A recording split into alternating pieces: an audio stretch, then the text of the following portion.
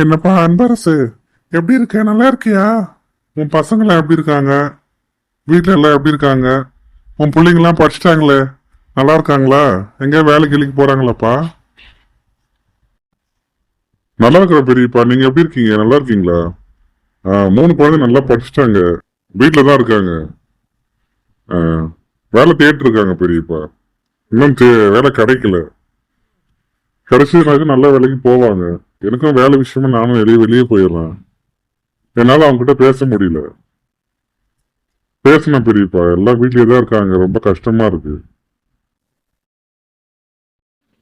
முடிஞ்சா வீட்டுக்கு வாங்க பெரியப்பா, பேசலாம். என்ன தம்பி, வீட்டில் இருக்கிறதே கொஞ்சம் போர் அடிக்குது.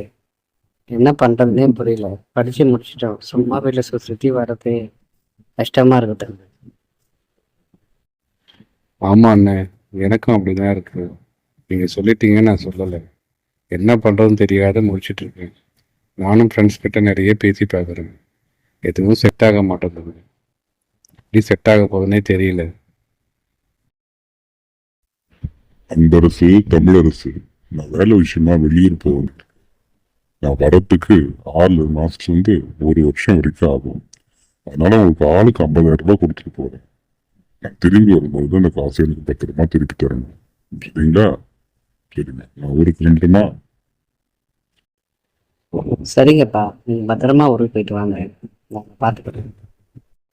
சரிங்கப்பா, நீங்க கொடுத்த காசு நான் பத்திரமா வச்சுக்கிறேன்ப்பா.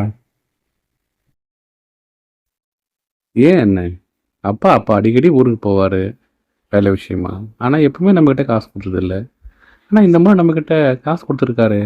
எதுக்காக கொடுத்துருப்பாருன்னு நினைக்கிறீங்க? கரெக்டு தானே தம்பி, நீ சொல்கிறது கரெக்டு தான். இப்போவுமே அவர் காசு கொடுதில்ல, இந்த முறை கொடுத்துருக்காரு. அவர் ஏதோ மனசில் வச்சுட்டு தான் நம்மகிட்ட காசு கொடுத்துருக்காருன்னு நினைக்கிறேன். கொஞ்சம் யோசிக்கணும். அவர் திடீர்னு காசு கொடுத்துட்டு வெளியூருக்கு போகிறேன்னு சொன்னார். வர்றதுக்கு வேற 6 மாதத்துலேருந்து 1 வருஷம் வரைக்கும் ஆகும்னு சொன்னார். இதை நம்ம யோசித்து பார்த்து தான் செய்யணும் தம்பி. எனக்கு என்ன தோணுதுன்னா, இந்த காசு கொடுத்தா இவங்க என்ன பண்ணுறாங்கன்றத செக் பண்ணுறதுக்காக அப்பா நம்மகிட்ட கொடுத்துருக்காருன்னு நினைக்கிறேன். அப்படிதான் எனக்கு தோணுது. உங்களுக்கு என்ன நான் தோணுது? கரெக்டாக சொன்ன தம்பி, எனக்கும் அப்படி தான் தோணுது. நம்ம இந்த 50,000 ரூபா வச்சு ஏதாவது பண்ணணும். நம்ம யாருன்றதை அப்பாவுக்கு ப்ரூவ் பண்ணணும். சரியாப்பா? அப்பா நம்மக்கிட்ட காசை திருப்பி விட சொல்லியிருக்காரு. நம்ம இந்த காசை பத்திரமா எடுத்துகிட்டு போயிட்டு பீரோவில் பூட்டி வச்சுப்போம். அப்பா எப்போ திருப்பி வராரோ அப்போ இந்த காசை அப்பா கிட்ட நம்ம திருப்பி கொடுத்துடலாம். அப்பா நம்ம கொடுத்த இந்த காசை நாம் நமக்கு தெரிஞ்ச தொழிலில் முதலீடு பண்ணி இந்த 50,000 ரூபாயை 1,00,000 ரூபாய் ஆக்கணும். அதுக்கான முயற்சிகளை நாம் செய்ய ஆரம்பிக்கணும். காஃபி ஷாப் பிஸ்னஸ்ஸு நல்ல வருமானம் வரும், நமக்கும் தெரிஞ்ச தொழில். அதனால் நம்ம காஃபி ஷாப் பிஸ்னஸே ஆரம்பிக்குவோம். கடினமாக உழைக்கலாம். இந்த உழைப்புக்கான பலன் கண்டிப்பாக ஒரு நாள் நமக்கு கிடைக்கும். அப்பா எப்பப்பா ஊர்லேருந்து வந்தீங்க? நீங்க எல்லாம் எப்படி இருக்கீங்க? நல்லா இருக்கீங்களா? ஆ, நான் கொடுத்த காசு 50,000 ரூபாய் ஞாபகம் இருக்கா? நீங்க என்ன பண்ணீங்க? ஏம்பா தமிழரசு, நீ சொல்லுப்பா. நான் கொடுத்தேன் 50,000 ரூபாய், அதை வச்சு என்ன பண்ண? அப்பா, நீங்கள் கொடுத்த காசை 50,000 ரூபாயை எனக்கு தெரிஞ்ச தொழிலில் முதலீடு பண்ணேன்ப்பா. காஃபி ஷாப் ஆரம்பித்தேன். நல்ல வருமானம். நீங்கள் கொடுத்த அந்த 50,000 ரூபாய்க்கு 1,00,000 ரூபாய் எனக்கு லாபம் கிடச்சிதுப்பா. இந்தாப்பா, நீங்கள் கொடுத்த 50,000 ரூபாயோட சேர்த்து இன்னும் 50,000 ரூபாய், 1,00,000 ரூபாய் எனக்கு கிடச்சிருக்குப்பா. ரொம்ப சந்தோஷம்பா. நான் கொடுத்த காசை நல்ல முறையில் பயன்படுத்திருக்க. நீ தனியா தொழில் பண்ற அளவுக்கு உனக்கான தகுதியை நீ வளர்த்துக்கிட்ட. நீ நல்ல நிலைமைக்கு வந்துடுவ. சரியா? உனக்கு அப்பா என்ன உதவி செய்யணும் நான் செய்யறேன். சரியாம்மா? சரிப்பா.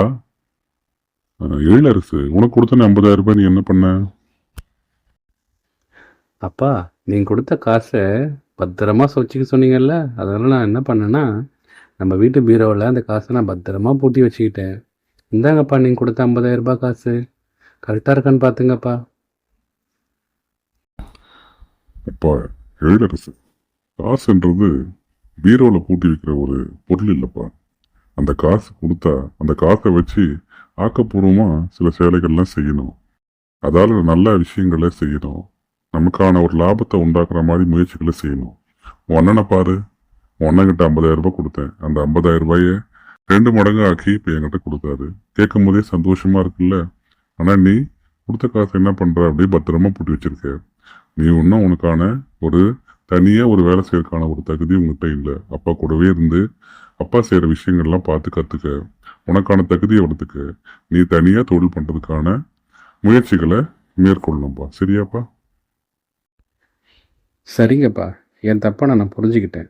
நான் உங்கள் கூடவே இருந்து நீங்கள் செய்கிற தொழிலை நீங்கள் எப்படி செய்கிறீங்க எல்லாத்தையுமே உங்க கூட இருந்து நான் பார்த்துக்கிறேன். எனக்கான தகுதியை வளர்த்துக்கிறேன்ப்பா. முயற்சி பண்ணால் வாழ்க்கையில் முன்னேற முடியுன்றது எங்கள் அண்ணன் எனக்கு செஞ்சு காட்டிட்டாரு. அதுவே எனக்கு ரொம்ப சந்தோஷமாக இருக்குப்பா. அண்ணன் போலவே நானும் என்ன பண்ணுவேன், முயற்சி பண்ணுவேன். முயற்சி பண்ணி கண்டிப்பாக வாழ்க்கையில் ஜெயிப்பேன்ப்பா. வாழ்க்கையில நம்ம முன்னேறணும்னு நினைச்சோன்னா நமக்கான முயற்சிகளை செய்யணும். அந்த முயற்சி எப்படின்னா நமக்கு தெரிந்த செயல்களை நம்ம செய்ய ஆரம்பிக்கணும். நம்ம செயல்களை செய்ய ஆரம்பிச்சாதான் செய்யும்போது அந்த செயல்ல முழுமையா உன்னை உழைக்கணும். உழைப்பு தான் ஒரு மனுஷனை உயர்ந்த நிலைக்கு கூட்டிட்டு போகும். உழைப்பு எந்த அளவுக்கு உழைக்கிறோமோ அந்த உழைப்புக்கான பலன் நிச்சயமா கண்டிப்பா கிடைக்கும். வாழ்க்கையில நாம உழைப்போம், உயர்ந்த நிலைக்கு போவோம்.